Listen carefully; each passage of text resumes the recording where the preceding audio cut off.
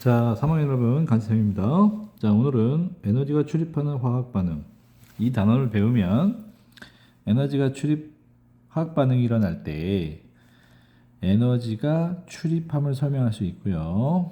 화학 반응에서 에너지 출입을 활용한 예 찾을 수 있습니다. 자, 화학 반응이 일어날 때 어떻게 될까? 자, 수증기 볼게요. 수증기가 액화할 때는 에너지를 방출하고, 자, 물이 기화할 때는 에너지를 흡수한다. 자, 액화라는 말은 수증기가 물로 된다는 말이에요. 자, 그리고 기화라는 말은 물이 수증기가 된다는 말이에요. 자, 수증기가 뜨겁죠. 물은 차갑죠. 그러면 뜨거운 게 차갑게 변하려면 열이 밖으로 나와야겠죠. 그래서 방출을 해야 된다는 말이 이 말이고요. 자, 물이 기화할 때는, 자, 물은 차갑지만 수증기는 뜨거워요. 그러면 뜨거운 수증기가 되려면 열을 흡수해야만이 뜨거운 수증기가 되겠죠. 그렇게 생각하면 되겠습니다. 자, 물질의 상태가 변할 때는 에너지 출입하는 것처럼 화학 반응이 일어날 때도 에너지가 출입을 합니다. 그래서 화학 반응이 할 때도 에너지가 출입한다는 것을 볼 거예요. 철과 산소가 만나면 어떻게 되는지 알아볼 거고, 질산 암모늄과 물이 만나면 어떻게 되는지 알아볼 거예요. 얘네들의 반응은 물리 변화가 아닌 화학 변화입니다. 잘 보세요. 여기 봉지에 철가루, 그리고 숯가루, 소금, 질석 이런 것들을 다 넣어서 밀봉을 한 다음에, 자, 주머니를 흔들어 주물른 다음 주머니에서 나타나는 변화를 확인한다. 이렇게 흔들면 어떻게 될까요? 손난로처럼 주머니가 따뜻해집니다. 아, 이것은 철과 주변의 이 공기를 통해서 들어오는 산소가 만나면 열이 발생한다라고 하는 거죠. 자, 이게 무슨 철이 될까요? 산화철이 된다고 배웠는데, 열이 발생한다는 것은 뭐죠? 철과 산소가 만나서 열이 발생한다. 그럼 주변에 이렇게 밖으로 열이 나온다. 자, 열이 어떻게 된다? 방출된다라고 보면 되겠습니다. 자, 이게 바로 겨울에 사용하는 손난로고요.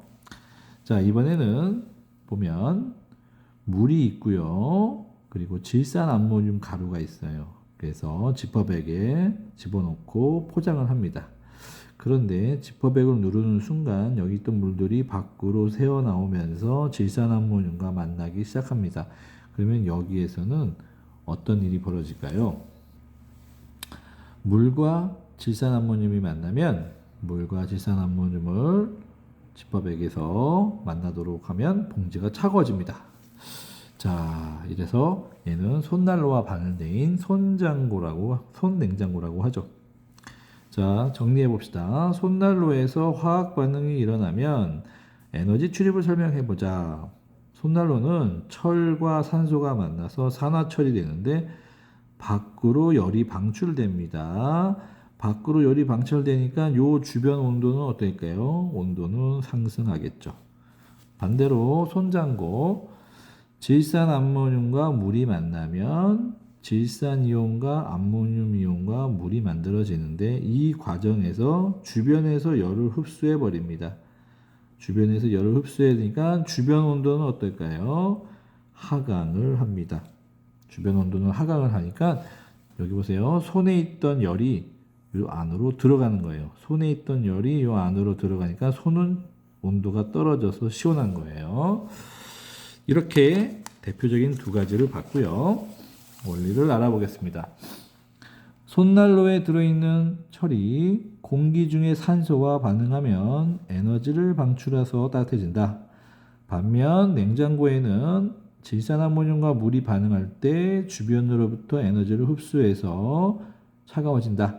이와 같이 화학 반응이 일어날 때 에너지를 흡수하는데 에너지를 방출을 하면은 그 에너지 때문에 주변이 온도가 높아지고 되게 중요하죠. 그러면 에너지를 흡수하면 주변에 있던 열이 다 사라지기 때문에 낮아집니다. 이게 핵심입니다. 잘 기억하세요. 자, 또 다른 예가 있는데요. 에너지를 방출하는 것은 뭐가 있냐? 세 가지가 있습니다. 우리가 흔히 불에 태우는 연소입니다. 나무가 연소할 때 우리가 주변에 따뜻해지죠. 열이 방출되기 때문에. 자, 그리고 이거는 볼 수 없겠지만 산화칼슘이라는 물질이 물과 만나면 물이 이렇게 떨어지면은 여기서 열이 발생합니다.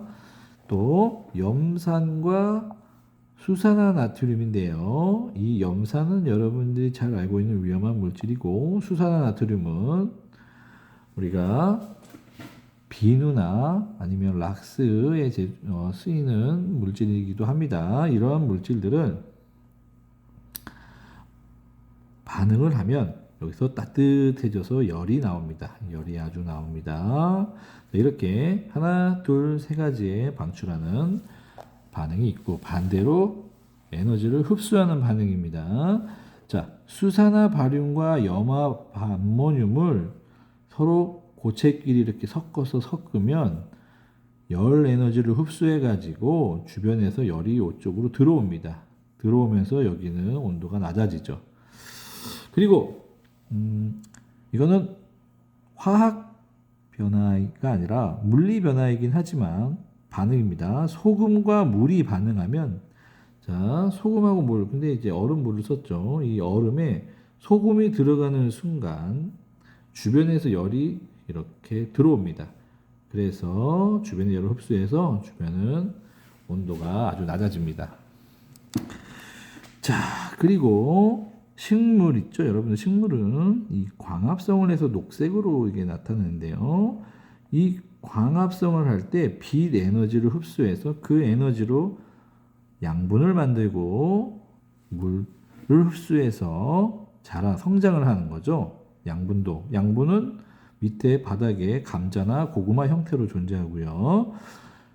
그런데 이렇게 식물이 광합성을 할 때도 빛 에너지를 열을 흡수해서 주변의 온도를 떨어뜨리는 겁니다. 만약에 우리 지구에 이런 식물들이 없다면 어떻게 될까요?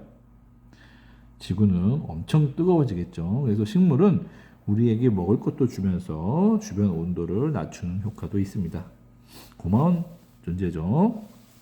이제 이런 원리를 알았으니 어디에 활용할까요? 잘 보세요. 연료가 연소할 때는 에너지가 방출되기 때문에 난방을 할 수 있습니다. 자, 그러면 어떤 게 있는지 알아볼까요? 자, 지난 시간에 우리 바로 전에 철과 산소가 반응하면 방출하는 에너지로 이거를 어디에 활용하냐면 발열깔창, 겨울에 이 깔창에 그 물질을 넣는 순간 우리는 따뜻한 발을 유지할 수가 있겠죠. 또 발열컵이라고 볼 수 있는데요. 산화칼슘과 물이 반응을 하면은 자, 여기 따뜻하게 겉면에 열이 발생할 겁니다. 그러면 그 상황에서 여기 물을 비우면 그 열에 의해서 음료수가 따뜻해지겠죠. 이렇게도 활용할 수 있고요. 자, 그리고 병원에서 냉찜질 주머니로 활용할 수 있는데요. 요 냉찜질 안에는 질산 암모늄과 물이 반응할 수 있도록 장치를 만들고 반응을 하면 차가워지니까 여기다가 냉찜질을 해서 물리치료에 사용될 수도 있습니다. 이렇게 활용을 할 수 있고요. 마지막 정리. 철과 산소가 반응할 때 에너지는 방출을 하고 질산 암모늄과 물이 반응할 때는 에너지를 흡수한다. 화학 반응이 일어날 때는 에너지가 방출되면 그 열에 의해서 주변 온도는 높아집니다. 자, 이번엔 사고력을 알아보는 건데요. 겨울철에 쌓여있는 염화칼슘을 뿌리면 눈이 빨리 녹습니다. 눈이 빨리 녹는 까닭을 염화칼슘과 물의 반응에서 에너지 출입과 관련지어서 설명해보자. 에너지 출입. 그러면 흡열 반응이냐 발열 반응이냐라는 건데요. 자, 염화칼슘이라고 우리가 눈이 오면 도로에 뿌리는 흰색 고체인데요. 많이 봤을 겁니다. 이 염화칼슘은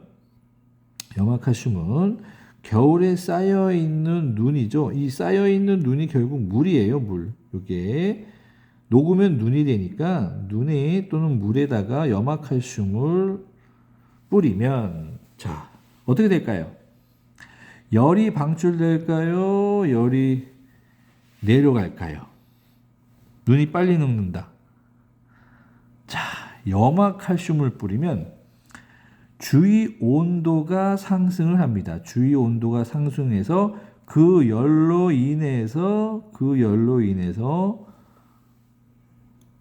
더 주변의 눈을 잘 녹여버리겠죠. 발열 반응에서 주위 온도가 상승해서 눈이 더 빨리 녹습니다. 라고 설명을 하면 되겠습니다. 그래서 이 염화칼슘은 눈에다가 뿌리면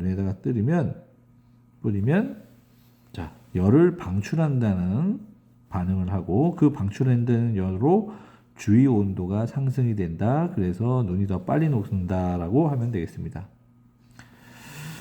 자, 이렇게 화학 반응에서 출입하는 열 출입, 흡열, 발열 이 두 가지를 배웠고요. 다음 시간에 정리하는 시간 갖도록 하겠습니다.